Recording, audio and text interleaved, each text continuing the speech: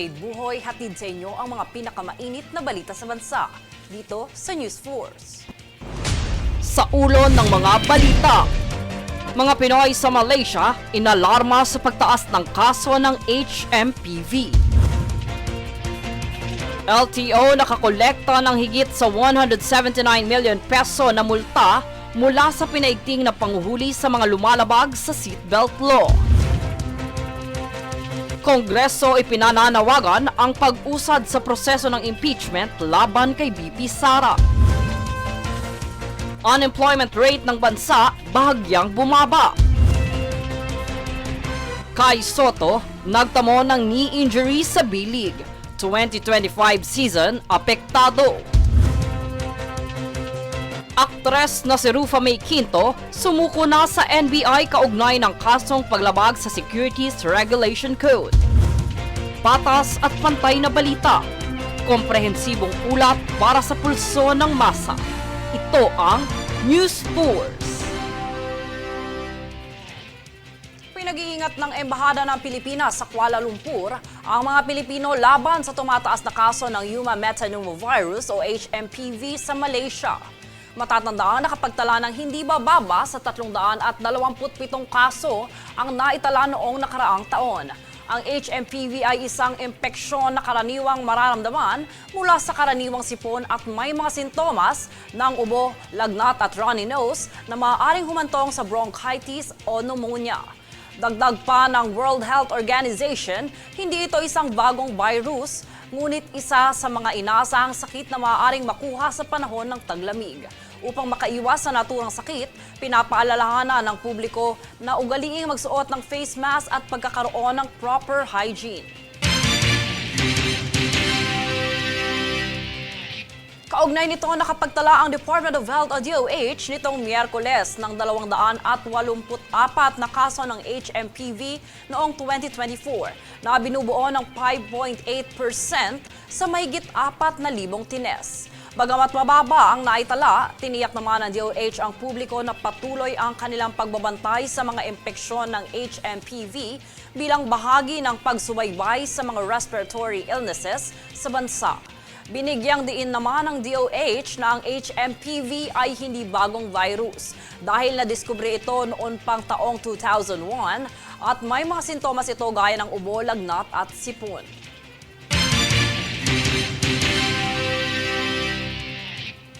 Umabot po sa milyong pisong halaga ang nakolektang multa ng Land Transportation Office o LTO mula sa motoristang nahuhuling lumabag sa seatbelt law. Yan ang balitang hatid ni Danizel Lopez. Sa pinaigting na operasyon na panghuhuli ng Land Transportation Office o LTO sa mga motoristang hindi sumusunod sa pagsusuot ng seatbelt, ay nagresulta ito sa mahigit 100 milyong pisong multa na naliko mula sa mga lumabag.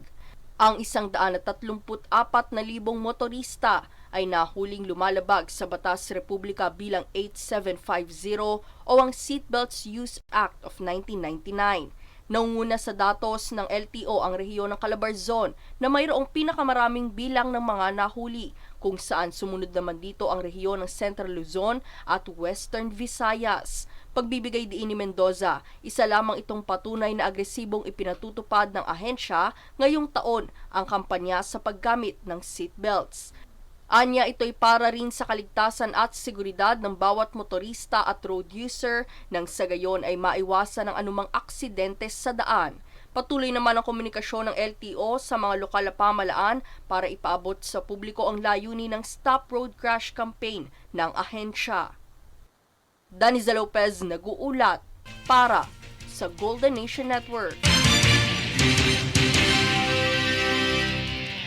Ilang mga kalsada sa Navotas ang pansamantalang isasarado sa Sabado, ika-11 ng Enero para magbigay daan sa pagdiriwang ng Pangisdaan Street Dance Parade ngayong taon. Ang mga kalsadang isasarado ay ang Governor Pascual Street patungong C4 simula alas 5:30 ng umaga hanggang makadaan ang parada.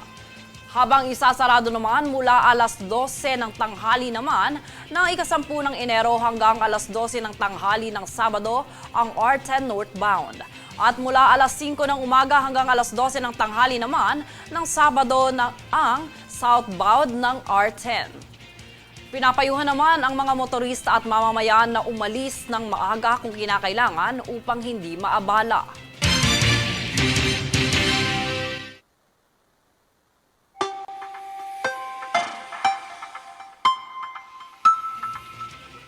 Sa ating ulat panahon, nananatiling nakakaapekto sa ating bansa ang shear line sa nasa silangang Timog, Luzon at Visayas, habang amihan naman ang nagpapatuloy sa Hilaga at Kanlurang Luzon. Kasalukuyang makakaranas ng kalat-kalat na pag-ulan ang Visayas, Bicol Region, Mimaropa, Quezon at Dinagat Islands dulot ng shear line. Habang amihan naman si Cagayan Valley, Cordillera Administrative Region, Central Luzon, Metro Manila at natitirang bahagi ng Luzon. Susunod sa News Force. Bigla ang drug test isinasagawa sa mga kawani ng PNP AIS. Fuel economy label at sticker sa mga bagong sasakyan planong imandato ng DOE. Kongreso ipinananawagan ang pag-usad sa proseso ng impeachment laban kay BP Sara. Manatiling nakatutok para sa higit pang mga balita sa pagbabalik ng News Force.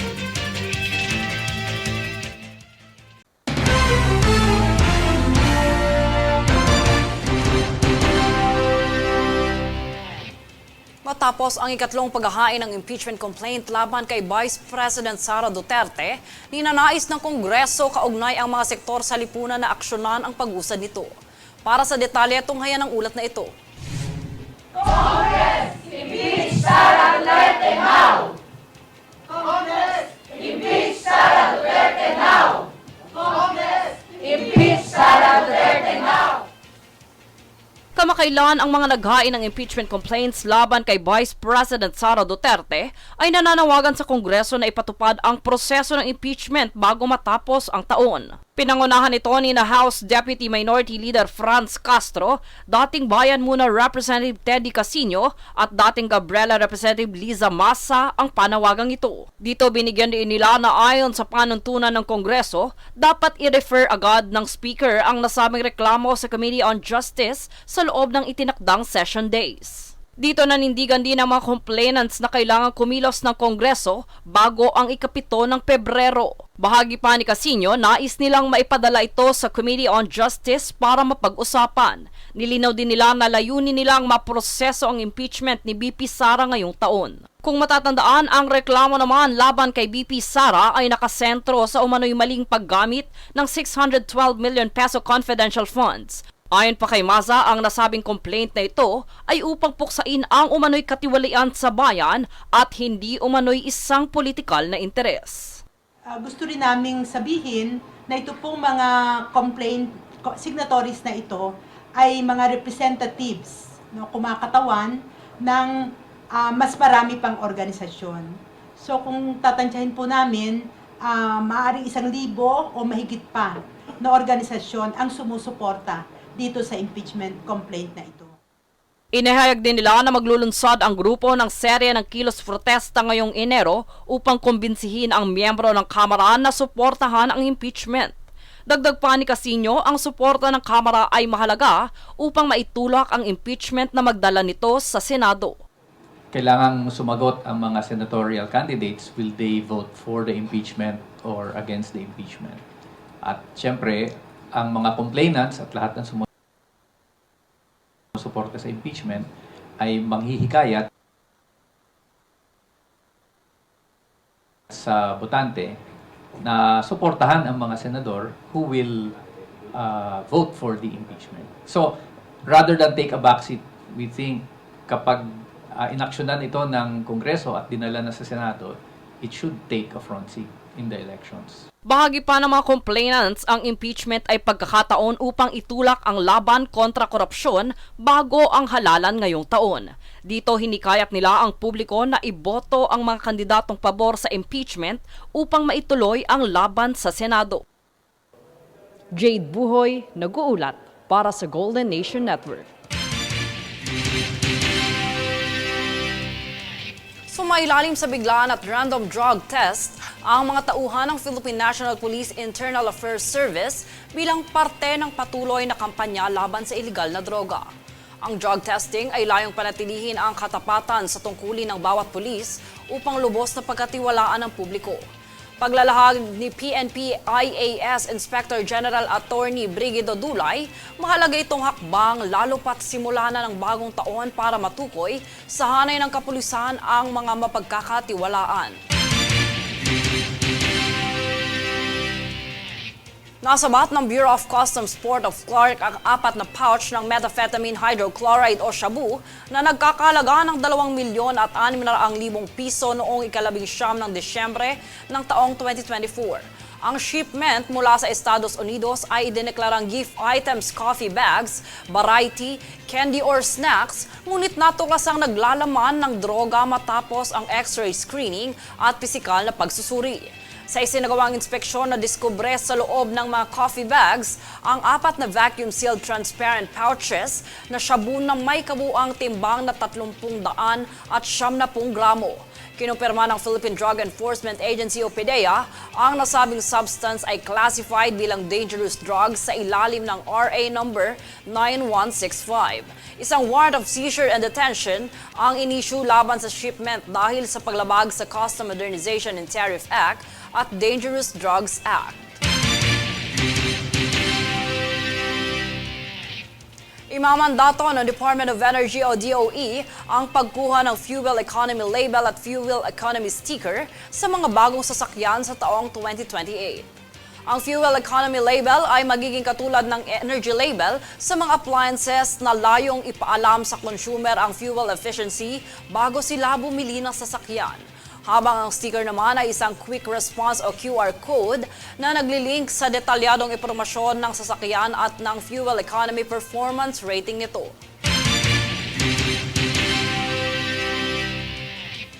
Planong ipatupad ng Light Rail Manila Corporation ang dagdag pasahe sa Light Rail Transit Line 1 o LRT1 na bahagi umano ng periodic fare adjustment process. Para sa single journey ticket, mula 15 pisong minimum ay magiging 25 piso na ito. At mula sa 45 piso maximum, tataas ito sa 60 piso.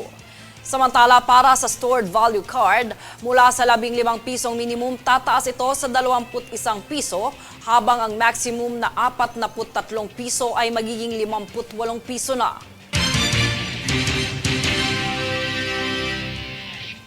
Bahagyang bumaba ang unemployment rates ng bansa.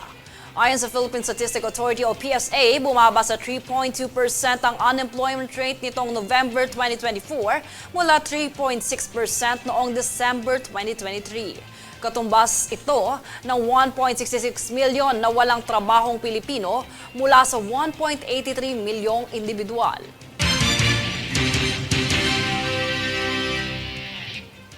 Mga ka-GNN, mag-iingat po tayo sa mga alok na trabaho online kung saan ginagamit ang pangalan ng Department of Social Welfare and Development o DSWD.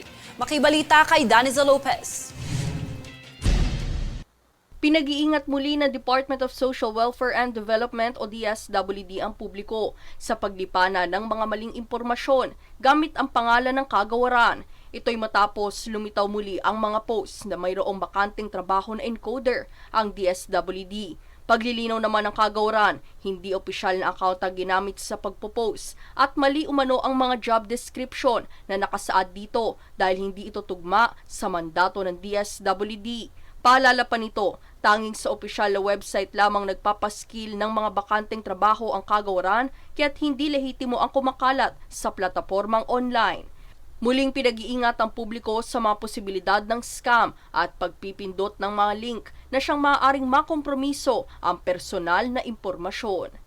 Daniza Lopez nag-uulat para sa Golden Nation Network.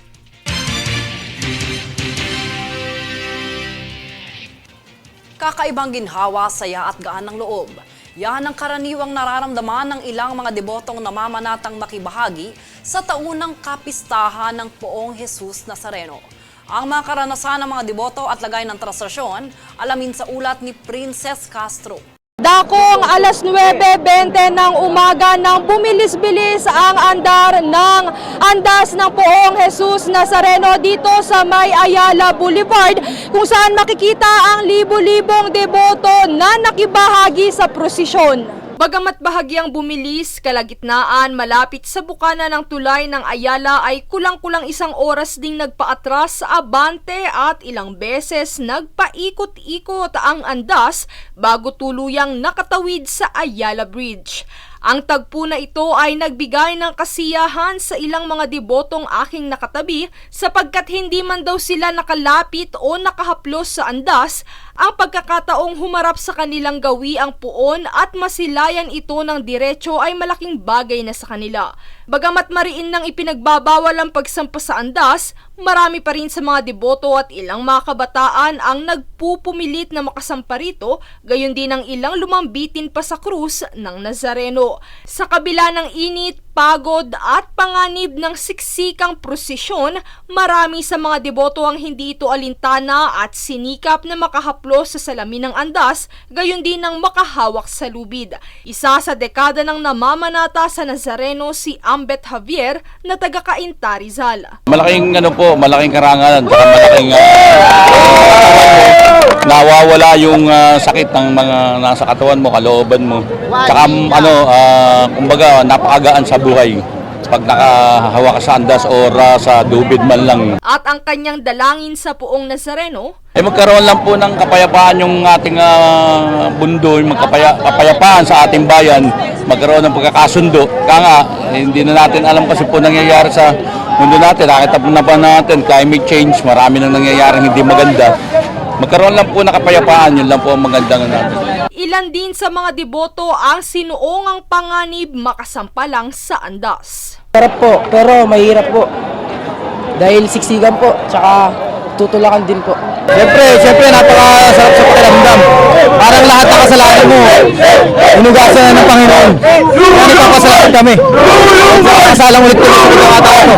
Isa rin sa ilang taon ng deboto ng mahal na Poong Nazareno si Nanay Marilyn Cantila na mula pa sa Vigan, Ilocos Sur. Parang hindi ka nakakaramdam ng gutom, hindi ka nakakaramdam ng pagkauaw, tsaka hindi ka napapagod.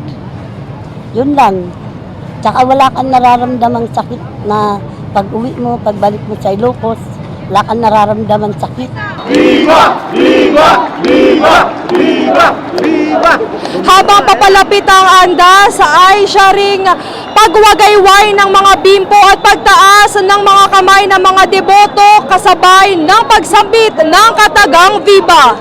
Buhat ng hindi maiiwasang tulakan at siksikan, ilan din sa mga deboto ang nahimatay, nasugatan at nagtamo ng ilang pinsala sa kanilang mga katawan. Ngunit buong puwersa namang umantabay ang kapulisan, rescuers, gayon din ang ilang volunteers para sa anumang emerhensyang tulong ang kailangan sa kaganapan at mapanatiling payapa at maayos ang aktibidad.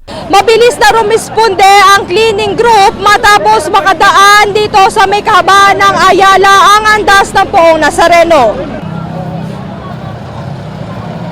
Samantala, kung ikukumpara ang oras at sitwasyon ng prosesyon sa kahabaan ng Ayala Boulevard noong nakaraang taon, tumagal ang usad sa bahaging ito ngayong taon dahil sa pagkaputol ng isang lubid na siyang nagpahirap sa pagbalanse ng andas. Bukod sa andas ng Poong Jesus Nazareno ay ipinosisyon din ang mga replika nito. Sa mga replikang ipinarada rin, naghagis ng mga bimpo ang ilang mga deboto na kanilang ipinahaplos sa imahen ng poon. Dala ang kanilang mga panalangin ay ang taunang pakikibahagi ng mga deboto sa kalbaryong pinagdaanan ni Jesucristo sa pamamagitan ng panatang pagsama sa traslasyon ng Poong Nazareno. Mula rito sa Quiapo, Maynila, Princess Castro nag-uulat para sa Golden Nation Network.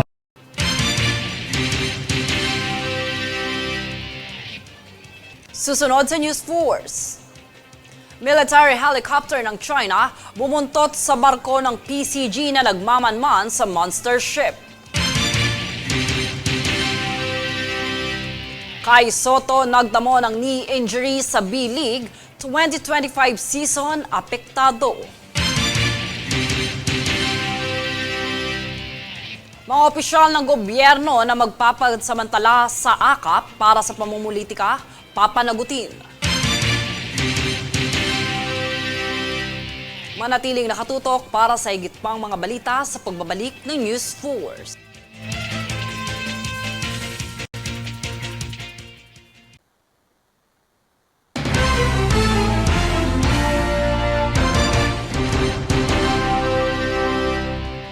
Umalis na sa Zambales ang kamakailang natagpuan na monster ship ng China, ngunit napalitan ito ng panibagong monster ship. Habang nagbabantay naman ang barko ng PCG, isang military aircraft ang bumuntot dito.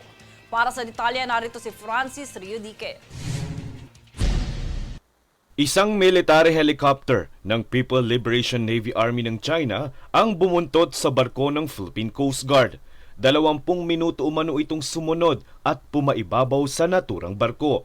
Nagbabantay lamang ang PCG sa presensya ng isang monster ship ng China sa exclusive economic zone ng Pilipinas. Sa pag-aakalang nawala na sa karagatan ng Zambales ang kamakailang namataang monster ship, ayon sa PCG, napalitan lamang umano ito ng isa pang monster ship. Mahigit 3 araw na itong binabantayan ng PCG. Ayon kay PCG spokesperson for the West Philippine Sea, J. Tariela, patuloy naman ang pag-radio challenge ng PCG sa iligal na presensya ng China sa West Philippine Sea. Aniya ang China ang siyang nagpapataas ng tensyon sa isyu ng pinag-aagawang teritoryo. Ikinabahala naman ng Malacanang ang patuloy na presensya ng China sa EEZ ng Pilipinas. Ayon sa pahayag na Executive Secretary Lucas Bersamin, sinusubukan ng pamahalaan na kausapin ng China para magsagawa ng Vice Ministerial Level Conference para mailinaw na ang matagal ng isyu ng dalawang panig. Francis Riudique, nag-uulat para sa Golden Nation Network. Kaugnay nito, kinandunan ni Zambales Representative at Assistant Minority Leader Jay Kung-hoon ang agresyong ipinakita ng China Coast Guard sa kanilang nasasakupang karagatan. Ang detalye tunghayan sa ulat na ito. Ipinahayag ni Zambales Representative Jay Kung-hoon ang pagkondena sa presensya ng isang 12,000 tons na barko ng China Coast Guard sa karagatan ng Zambales na kanyang tinawag na sukdulan ng agresyon ng China. Ayon kay Kung-hoon, labag ito sa pandaigdigang batas at direktang pag-atake sa soberanya ng Pilipinas at Exclusive Economic Zone o EEZ nito. Binanggit niya na ang ganitong kilos ay hindi lamang banta sa teritoryo, kundi pati na rin sa seguridad at kabuhayan ng mga Pilipino, partikular na ng mga mangingisdang umaasa sa karagatan. Nananawagan siya sa Philippine Coast Guard o PCG at Armed Forces of the Philippines o AFP na palakasin ang presensya sa lugar upang ipagtanggol ang teritoryo ng bansa. Hinimok din niya ang Department of Foreign Affairs o DFA na maghain ng panibagong diplomatic protest laban sa China at ipabatid ito sa international community. Ayon kay Kung-hoon, dapat ipakita ng Pilipinas na kaya nitong ipaglaban ang mga karapatan nito sa ilalim ng United Nations Convention on the Law of the Sea o UNCLOS. Dagdag pa niya, ang patuloy na pananahimik laban sa ganitong agresyon ay magbibigay daan sa mas madalas na intrusyon ng China sa hinaharap. Iginiit din ni Kung-hoon ang pagpapalakas ng ugnayan sa mga kaalyadong bansa na sumusuporta sa kalayaan sa paglalayag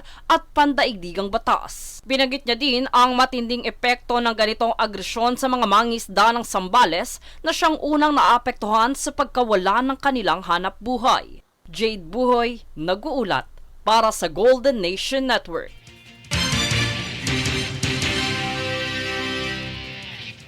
Tiniyak ng Department of Budget and Management o DBM na mapipigilan ang pagsasamantala ng mga opisyal ng gobyerno sa programang AKAP para sa pamumulitika. Aniya, kasalukuyan ng binubuo ang mga panuntunan ng naturang kontrobersyal na programa ng DSWD. Para sa detalye, narito si Francis Riudique. Kinumpirma ng Department of Budget and Management na kasalukuyan ng binubuo ang mga panuntunan at regulasyon para sa pagpapatupad ng Ayuda para sa Kapos ang Kita Program o AKAP.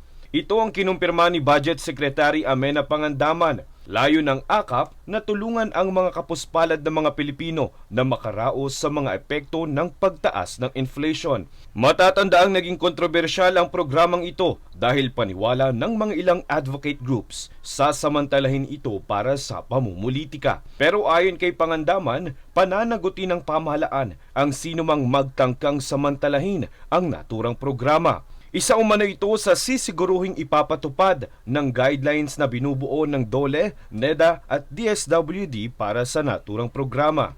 Merong isang provision na dun sa draft na nakita ko na bawal maglagay ng mga tarpaulin, muka at stickers, t-shirt ng mga politiko pag nagmimigay ka ng cash assistance or social protection program. And meron din sinabi si Secrex to ensure that hindi siya magamit ng mga tatakbo sa darating na election. Bago pa man matapos ang buwan ng Enero, ay kumpiyansa ang pamahalaan na matatapos na umano ang guidelines ng AKAP. Matatandang idineklara ni Pangulong Ferdinand Marcos Jr. na conditional implementation ng AKAP nang pinirmahan ang 2025 budget noong December 30 noong nakaraang taon. Ang kondisyon ay dapat na magkaroon muna ng guidelines ang programa bago mag-release ng pondo ang pamahalaan. Ayon kay Pangulong Marcos, layon ng kanyang desisyon na masiguro na ang pera ng bayan ay magamit alinsunod sa otorisado at tinukoy na layunin. Francis Riudique, nag-uulat para sa Golden Nation Network.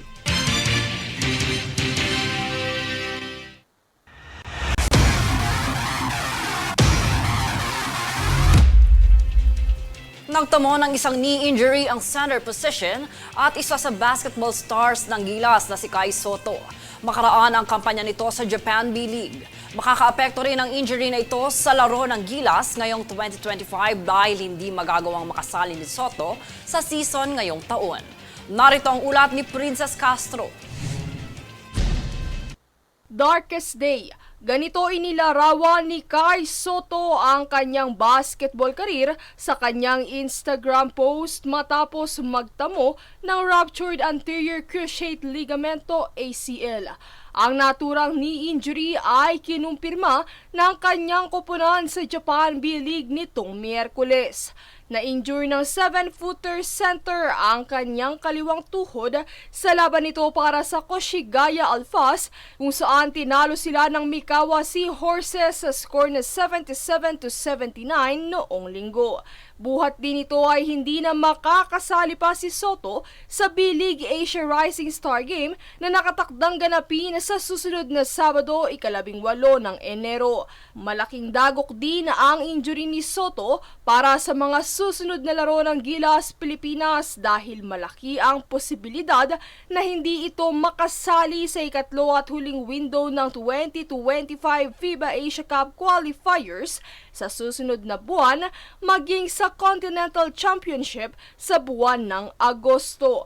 Ito ay dahil inaasahang 6 na buwan ang magiging recovery period na kailangan ni Sotto para ganap siyang gumaling.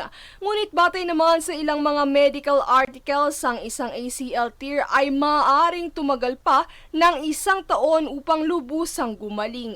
Gayunpaman, susubukan ng Pilipinas na protektahan ang walang bahid nitong record sa Pool A sa kanilang road games laban sa Chinese Taipei sa ika-20 ng Pebrero at sa ika-23 naman sa koponan ng New Zealand. Samantala, nabanggit sa post na professional basketball player, bagamat mahirap i-sink in o tanggapin ang nangyari, alam niyang may mas magandang plano ang Diyos para sa kanya at nararapat lamang na magpatuloy. Pinasalamatan din niya ang lahat ng mga taong sumuporta at nagbuhos ng pagmamahal nitong mga nagdaang araw. Princess Castro, nag-uulat para sa Golden Nation Network.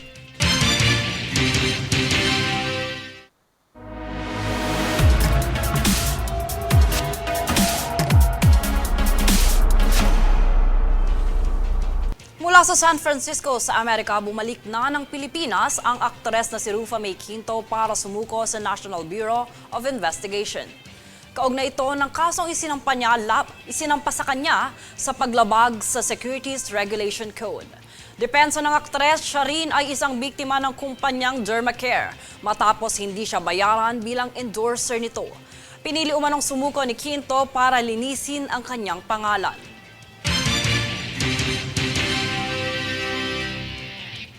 At narito ang recap ng mga nagbabagang balita ngayon.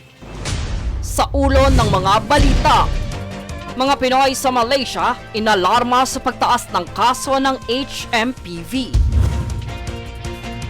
LTO nakakolekta ng higit sa 179 million peso na multa mula sa pinaigting na panguhuli sa mga lumalabag sa seatbelt law.